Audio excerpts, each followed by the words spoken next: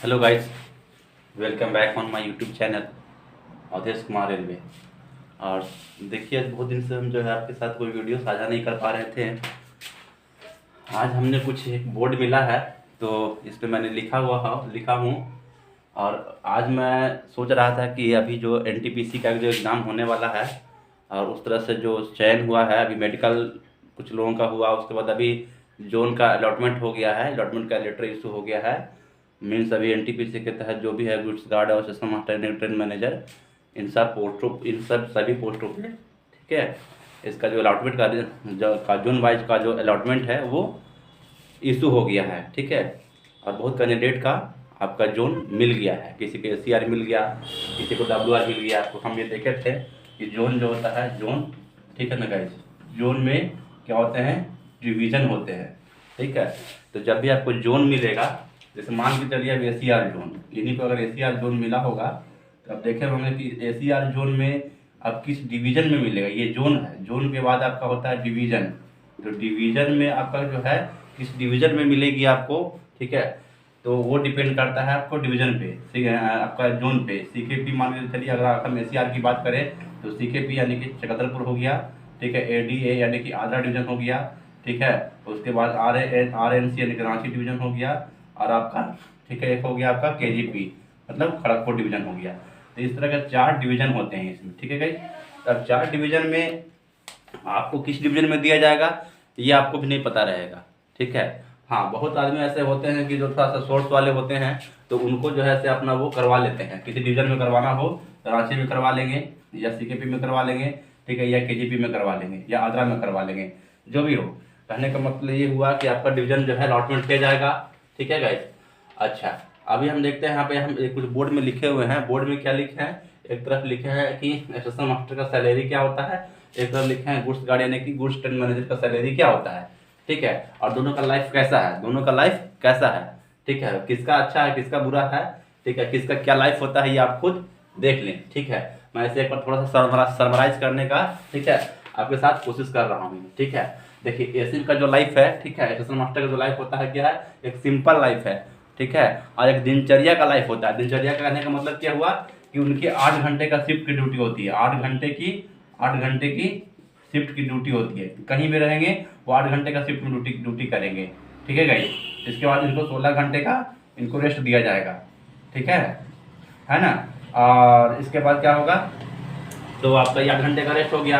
फिर ये शिफ्ट करते हैं, शिफ्ट वाइज क्या करते हैं, शिफ्ट चेंज करते हैं, ठीक है। जैसे मान के चलिए कि 2 दिन डे ड्यूटी किए, 2 दिन ये इवनिंग ड्यूटी किए, 2 दिन ये नाइट ड्यूटी किए। इस तरह से एक दिन इनको रेस्ट मिलेगा, ठीक है, एक दिन इनको क्या होगा, रेस्ट मिलेगा, है ना। तो इनका रेस्ट जो है ऐसे डिटरमाइन होता है। इसका रेस्ट क्या होता है, डिटरमाइन होता है कि कोई व्यक्ति अगर मंडे को रेस्ट लेंगे तो कोई ट्यूसडे को लेंगे, कोई वेडनेसडे को लेंगे, कोई थर्सडे को लेंगे, कोई फ्राइडे को लेंगे, कोई सैटरडे को लेंगे, ठीक है, और कोई जो है संडे को लेंगे।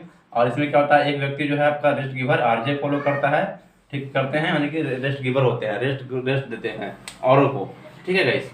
तो इनका यही है कि एक बार शेड्यूल्ड होता है, क्या होता है इनका, शेड्यूल्ड ड्यूटी इनका होता है, ठीक है गाइस। तो शेड्यूल करने का मतलब क्या होता है, टाइमिंग फिक्स है, ड्यूटी का क्या है, इनका टाइमिंग फिक्स है। और यही जो हम आपका गुड्स गार्ड क्या कर देखें हम, तो गुड्स गार्ड में क्या होता है, इसका कोई टाइमिंग सेट नहीं होता है, ठीक है, इनका कोई भी टाइमिंग सेट नहीं होता है। कहने का मतलब ये है कि जब एक बार ये ट्रेन का चार्ज ले लिए तो इनको 10 घंटा ड्यूटी करना है, मिनिमम 10 घंटा ड्यूटी करना है, ठीक है गाइस। कितना घंटा ड्यूटी करना है, मिनिमम 10 आवर ड्यूटी इनको करना ही पड़ेगा, है ना। आप उससे पहले पहुंच जाएं अपने डेस्टिनेशन पे, अपने नेक्स्ट लॉबी स्टेशन पे, तो अलग मतलब है। 2 घंटे में पहुंचे, 2 घंटे में ड्यूटी आपका खत्म हो गया। 4 घंटे में पहुंच गए तो वो भी ड्यूटी आपका खत्म हो गया। लेकिन आप ये नहीं कर सकते हैं 10 घंटे से पहले कि हम ड्यूटी, अब मेरा टाइम 8 घंटा हो गया, हम ड्यूटी नहीं करेंगे। आपको मिनिमम 10 घंटा ड्यूटी करना होगा, उसके बाद ही आप बोल सकेंगे कि हम आप आगे नहीं जाएंगे, हमारा यहीं पे हमें रिलीव किया जाए, चाहे वो जिस स्टेशन पे पहुंचे हों आप, ठीक है। आप दूसरी बात होता क्या है, 10 घंटा ड्यूटी जब हो गया ना, आप बीच में रिलीफ होइएगा, तो रिलीफ होने के बाद फिर वापस आप अपना हेडक्वार्टर आइएगा। आप वापस अपना हेडक्वार्टर आकर के यहाँ ड्यूटी ऑफ कीजिएगा। और जैसे ही आप अपना हेडक्वार्टर आकर के अपना ड्यूटी ऑफ कर दिए, ठीक है, ड्यूटी ऑफ कर दिए, तो आपको 16 घंटे का रेस्ट मिलेगा, ठीक है।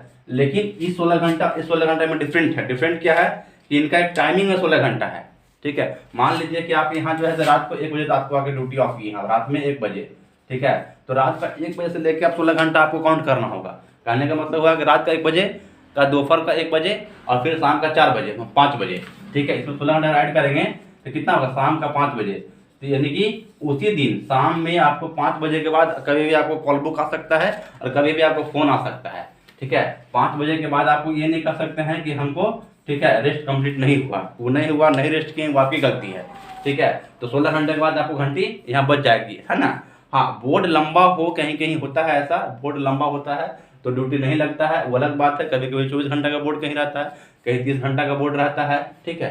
लेकिन प्रायः वैसा नहीं होता, प्रायः आपको इसी शिफ्ट में आपको आना पड़ेगा, ठीक है। अब सोचिए कि इनका टाइम है, इनका टाइम क्या है, इनका टाइम होता है, देखिए कहीं कहीं क्या है, सुबह 8 से शाम को 16 बजे तक, शाम में 16 बजे से लेकर ऑड आवर तक, फिर रात में ऑड आवर से लेकर सुबह 8 बजे तक। एक ये शिफ्ट होता है इनका एसएम का, या सुबह 6 बजे से लेकर के कितना बजे तक, 14 बजे तक, ठीक है। और फिर 14 बजे से लेकर के रात को 22 बजे तक, और 22 बजे से लेकर के सुबह को 6 बजे तक, ठीक है गाइस। तो ये शिफ्ट इनका होता है, ये शिफ्ट होता है। इनका क्या है, एक तरह का शिफ्ट बंधा हुआ ना कि इस शिफ्ट में ड्यूटी करने के बाद इनको 16 घंटा खोजेगा नहीं, ठीक है, कोई भी एडमिनिस्ट्रेशन। लेकिन हमारा क्या है कि आप जब ड्यूटी ऑफ किए, मान लीजिए रात को ऑफ किए 1 बजे, अब मान लीजिए कि मेरा शाम को 6 बजे ऑफ किए, शाम को 6 बजे ड्यूटी ऑफ किए, तो उस समय से 12 घंटा अगर आप ऐड करेंगे तो कितना होगा, सुबह का 6 बजे तक और फिर 4 घंटा 10 बजे तक। 10 बजे के बाद सुबह 10 बजे दिन से आपको रेडी रहना पड़ेगा, कभी भी बुलाया जा सकता है आपको। तो ये होता है थोड़ा सा इसका ये चीज़, ठीक है, ठीक है। अच्छा, मैं डिस्कशन ये करना चाह रहा था कि देखिए हमने बोला लाइफ क्या है, इस वजह से इसका लाइफ सिंपल हो गया थोड़ा, है ना। इनका दिनचर्या का लाइफ हो गया, इनको पता है कि हमको ड्यूटी कब जाना है, इनको पता है कि हम जो है किस शिफ्ट में काम करने वाले हैं, इनको पता है कि रात भर हमको जगना है। लेकिन हम लोगों को क्या है ना, गार्ड को क्या होता है, ट्रेन मैनेजर को क्या है, इस तरह का उनका नहीं रहता है, शिफ्ट नहीं रहता वो, ठीक है। ये 24 आवर टाइप में चलाते हैं, है ना। आप कैसे ड्यूटी ऑफ किए हैं, कैसे ड्यूटी ऑन किए हैं, उस पर डिपेंड करता है आपका लाइफ, ठीक है। आपको उस तरह से एडजस्ट करना पड़ेगा। बाकी देखिए वेल मैनर्ड ये भी होते हैं, तो वेल मैनर्ड ये भी होते हैं, मेंटेनेंस जो भी करना होता है सेम होता है। अगर हम ड्रेस कोड की बात करें तो ड्रेस कोड में आपका क्या होता है, ठीक है, देखिएगा ये भी व्हाइट पैंट पहनते हैं, व्हाइट शर्ट पहनते हैं, ठीक है, टोपी लगाते हैं। तो गुड्स कार्ड भी जो है देखेंगे व्हाइट पैंट, है ना, व्हाइट शर्ट, ठीक है, टोपी वगैरह जो भी है इनका भी रहता है। इसमें ज़्यादा कोई बहुत बड़ा फर्क नहीं है। हाँ, वर्दी लगभग सेम होता है ना, ठीक है, वर्दी क्या होता है, लगभग सेम होता है। फैसिलिटी क्या होता है, लगभग सेम होता है ना। इनको भी जो है सी टाइप क्वार्टर दिया जाता है, इनको भी सी टाइप क्वार्टर का इंटाइटल होते हैं, है ना। तो कहने का तात्पर्य ये है। अच्छा, दूसरा बात है नेचर ऑफ जॉब। अब देख लिए ड्यूटी का टाइमिंग जब देख लिए आप यहाँ, नेचर ऑफ जॉब आप समझ सकते हैं कि किसका आरामदेह होगा, किसका जो है टफ होगा, ठीक है। अच्छा, कहने का मतलब ये है कि देखिए जो एसएम का जो ड्यूटी होता है, नेचर का जो ड्यूटी है वो क्या है आपका, कहीं भी मान के चलिए हमारा रांची डिवीजन, हम रांची डिवीजन में काम कर रहे हैं, तो हमारा डिवीजन में कितना स्टेशन है, 45 स्टेशन मान लीजिए है, छोटे बड़े मिला करके 45 स्टेशन है। तो एक एसएम को इस 45 स्टेशन में से कहीं भी ड्यूटी लगाया जा सकता है, किसी भी स्टेशन पे पोस्टिंग दिया जा सकता है, चाहे वो टाउन में हो, चाहे वो हटिया हो आपका, या रांची हो, नामकुम हो, लोहरदगा हो, टाटीसिल में हो, टाटी क्यों नहीं हो, ओरगा क्यों नहीं हो, हमारा डिवीजन में जितना भी 45 स्टेशन है ना, उसका सारा नाम हम बोल सकते हैं। तो उस जगह पे आपका पोस्टिंग हो सकता है, चाहे गोला रोड में हो, चाहे आप गोंडा बिहार हो, ठीक है, लटकमटा हो, तिरुल्ली हो, कहीं भी हो आप, ठीक है। लेकिन गार्ड का क्या है, गार्ड में ऐसा नहीं है। गार्ड में है कि गार्ड में उस डिवीजन में कितने लॉबी हैं, ठीक है, उस डिवीजन में कितने लॉबी हैं। मान लीजिए सीकेपी में 10 गो डिवीजन, 10 गो लॉबी है, आदरा 4 गो लॉबी है, रांची 2 गो लॉबी है, केजेपी 4 गो लॉबी है, जो भी हो थोड़ा 1-2 आगे पीछे हो सकता है ये चीज। लेकिन कहने का मतलब क्या हुआ कि मान लीजिए हमारा रांची की बात करें तो 2 लॉबी कौन कौन सा है, हटिया, और 1 लॉबी कौन सा है, मुरी, ठीक है। तो आप इसी दोनों में से किसी एक जगह पे मिलेगा आपको पोस्टिंग, ठीक है। आपको स्टेशन पे नहीं मिलने वाला, हमको स्टेशन से कोई मतलब नहीं है, ठीक है, हमें किसी भी स्टेशन से कोई मतलब नहीं है, हमारा जो है लॉबी से मतलब है। गार्ड का क्या होता है, लॉबी से मतलब होता है, उसको हटिया में मिलेगा पोस्टिंग। अब क्या है कि इसका ड्यूटी में ऐसा होता है कि इनको उसी स्टेशन में रहना पड़ेगा। स्टेशन मास्टर क्या होता है, उसी स्टेशन में रहेंगे, ठीक है। वीकेंड में रेस्ट लेंगे तब वो अपने हेडक्वार्टर जाएंगे, मतलब सॉरी अपना घर जाएंगे, वो आसपास टाउन में घूमने जाएंगे। बाकी सप्ताह में आपको 6 दिन उनको वहीं रहना पड़ेगा, ठीक है। आप ड्यूटी शिफ्ट में कीजिए, लेकिन आपको रहना पड़ेगा वहीं, आपको क्वार्टर लेना पड़ेगा या प्राइवेट क्वार्टर लेना पड़ेगा, लेकिन रहना पड़ेगा आपको वहीं। लेकिन गार्ड में ऐसा नहीं है। गार्ड में क्या है, मान लीजिए हटिया में किसी को लॉबी में मिला, तो हटिया से जो चलने का जो मेरा रेंज है, हटिया से जो चलने का मेरा रेंज है, जहाँ जहाँ हम चल सकते हैं, ठीक है गाइस। देखिए एक सेकेंड, थोड़ा सा इसको हम ये इलोबरेट करते हैं। ठीक है, मान लीजिए आप हटिया में हैं, तो हटिया में क्या है, जैसे मान लीजिए हटिया है तो कहाँ जाएंगे, बंडा मुंडा जाएंगे, BNDM। ठीक है, मान लीजिए आप यहाँ से कहाँ जाइएगा, ROI राउरकेला जाइएगा। मान लीजिए कहाँ जाइए, मित्रापुर जाइएगा। ठीक है, मान लीजिए कहाँ जाइएगा, आपका बरवाडी जाइएगा, बरवाडी जाइएगा। मान लीजिए कहाँ जाइएगा, बोकारो जाइएगा, BKSC बोकारो जाइएगा। ठीक है, मान लीजिए कहाँ जाइएगा, किसी तरह का मुरी आइएगा, है ना, बस यही सब। तो यहाँ पे आपको जाना है ना, और यहाँ ड्यूटी करने जाइएगा, फिर नेक्स्ट डे वहाँ 8 घंटा रेस्ट लीजिएगा। रेस्ट लेने के बाद वापस फिर आपको गाड़ी दिया जाएगा, और वर्किंग करते हुए फिर वापस अपने हेडक्वार्टर आ जाइएगा, मीन्स हटिया आ जाइएगा। ठीक है, तो आपको इसमें किसी जंगल में रहने की आवश्यकता नहीं पड़ा।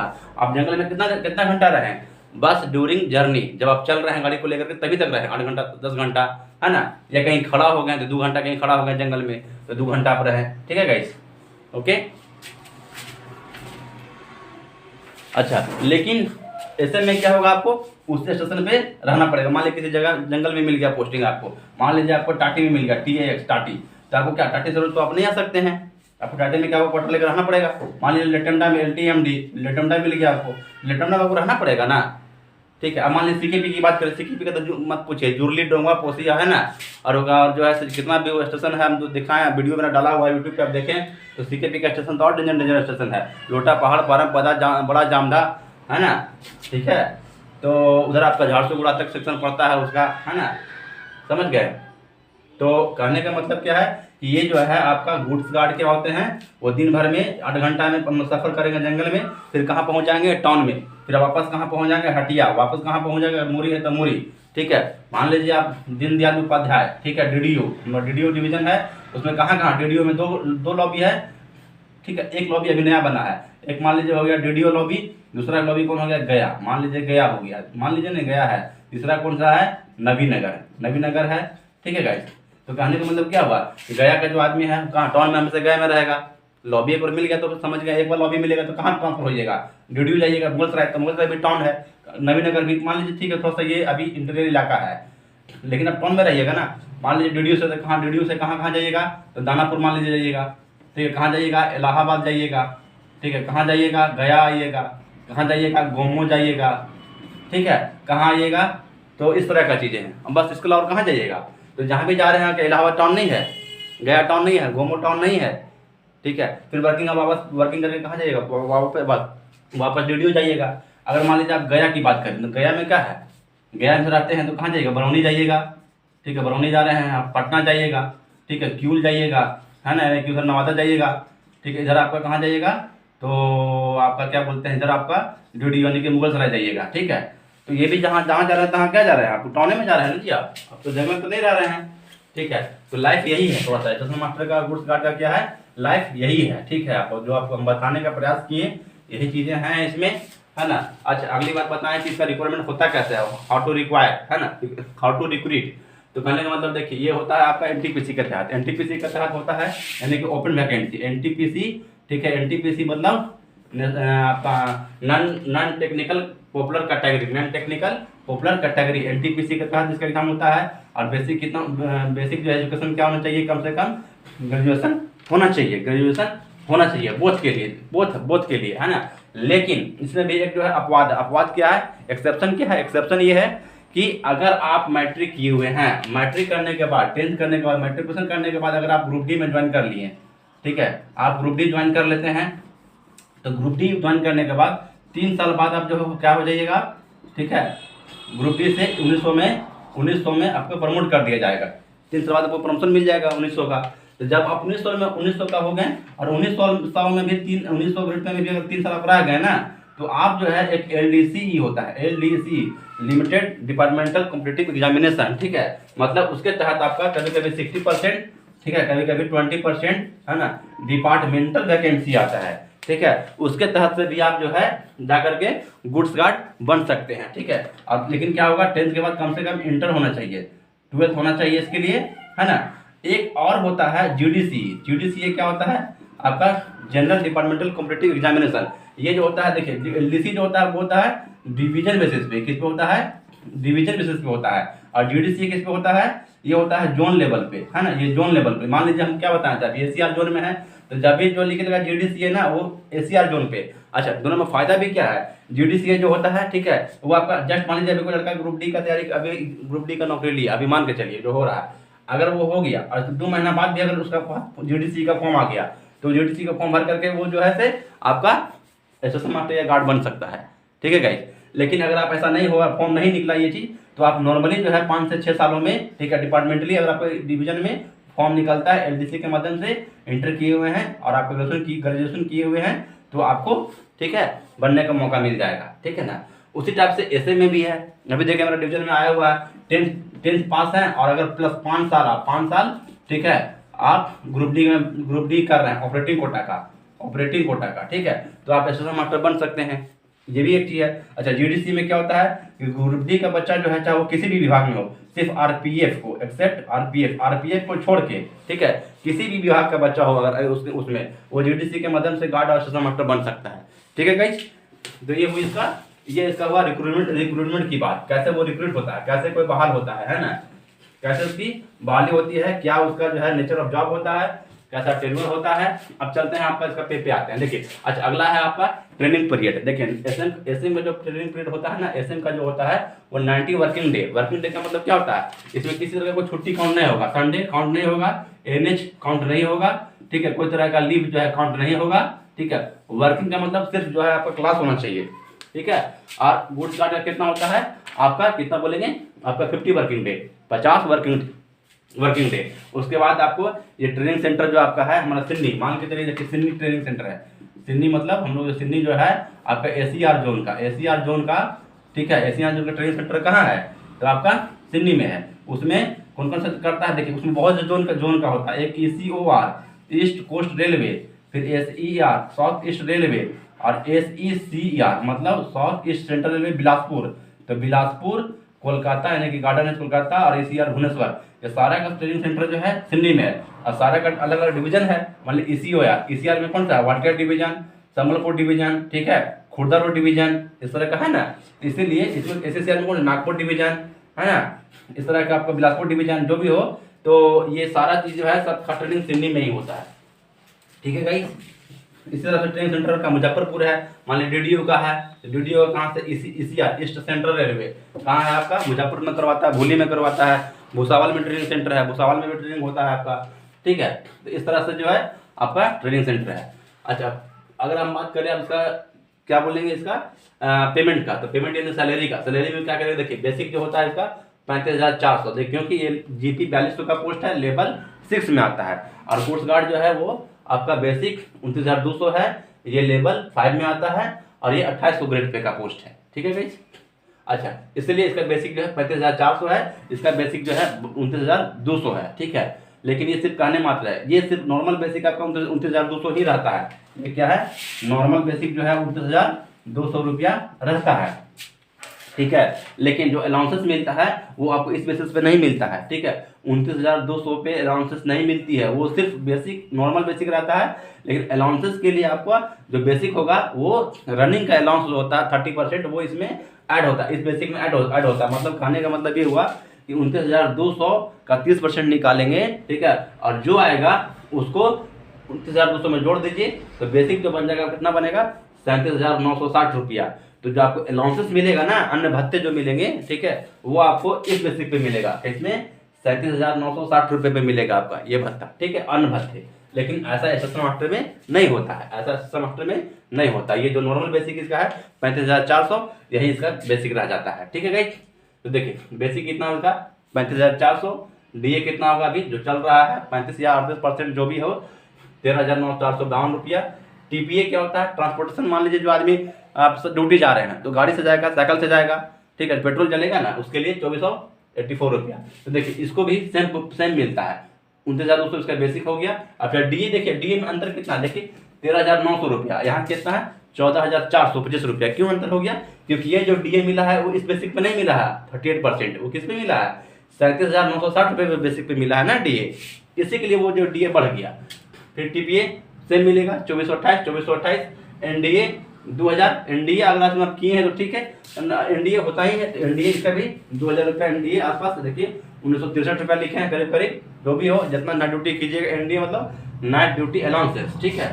फिर आपका देखिए क्या है आपका एच आर ए देखिए कितना मिला है इसको 2832 रुपया। हम लोग का एच आर ए कितना मिलता है देख लीजिए आप यहाँ, एच आर ए कितना है आपका 3600 रुपया। क्यों? क्योंकि इसका बेसिक इस बेसिस पे काउंट होगा, है ना।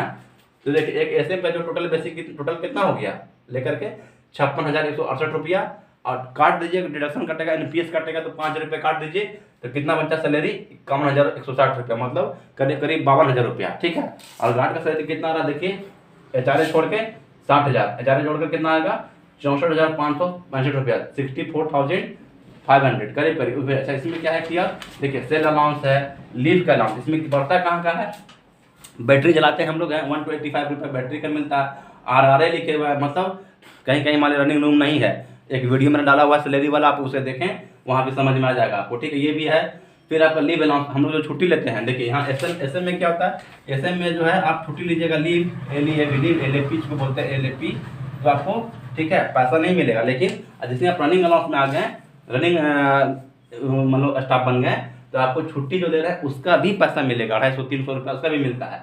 इस प्रकार जो है लीव अलाउंस भी हो गया। उसके बाद आपका क्या किलोमीटर जो है आपका मिलता है वो हो गया।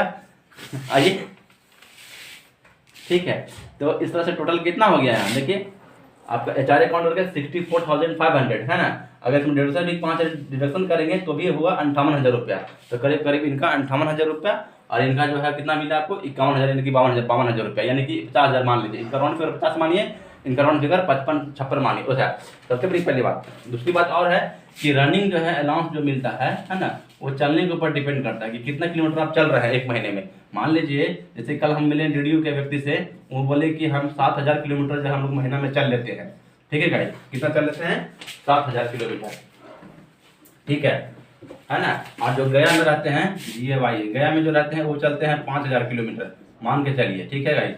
तो आप सुनिए 1 किलोमीटर का जो रेंज मिलता है वो 4 रुपया 60 पैसा यानी कि 70 पैसा मिलता है, ठीक है। अब जोड़िए इसको हम एवरेज मान लीजिए 5 रुपया कर लेते हैं, और इस 5 रुपया कर लेते हैं, तब सोचिए कि 7,000 किलोमीटर गुना 5 करेंगे कितना, 7 पचे 35,000 रुपया, ठीक है। तो इनको जो है सर चलने का ही मिल गया 35,000 रुपया, है ना।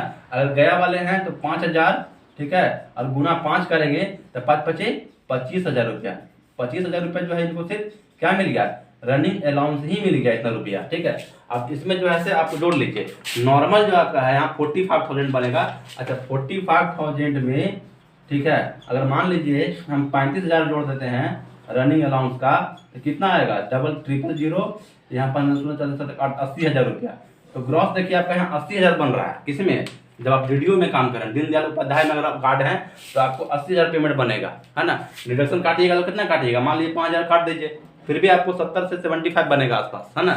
70,000 का तो बनेगा नया नया में, नया की बात कर रहे हैं, पुराना की बात नहीं कर रहे हैं। कितना भी काटिएगा इसमें ना तो 70,000 बनेगा आपको ऑन हैंड, 70,000 रुपया बनेगा। अगर आप गया में रह रहे हैं तो गया में कितना बनेगा आपको देख लीजिए, अगर इसमें 45 हम जोड़ देते हैं, ठीक है, तो कितना हो जाएगा ये आपका 3 शून्य और 5 10 और 2 6 60, ठीक है। इसमें कितना बन रहा है आपको, इसमें करीब करीब आपका 60 बनेगा, ठीक है, 10,000 का अंतर रहेगा। तो इस तरह से देखिए पेमेंट का जो डिफरेंसेस है वो तो आप देख लिए, है ना गाइस। तो यही है आपका आज का वीडियो, बस इतना ही। शायद वीडियो बहुत लंबा हो गया है, फिर किसी और वीडियो में कुछ बातें करेंगे, और कुछ दिक्कत होगा तो आप हमें कमेंट कीजिए। और वीडियो अगर पसंद आता हो, कुछ आपके क्यूरी हो तो क्यूरी कमेंट के माध्यम से क्यूरी पूछिए। और हम ट्राई किए कि कुछ जो ऐसा बोर्ड यहाँ मिल गया उपलब्ध है, तो बोर्ड में कुछ लिख करके हम इसे कुछ करें। और वीडियो अगर पसंद आता हो तो आप लाइक कमेंट और शेयर जरूर करें, पर्सन मेरा भी सब्सक्राइबर बढ़ाएं, ठीक है गाइस, ठीक है, ओके।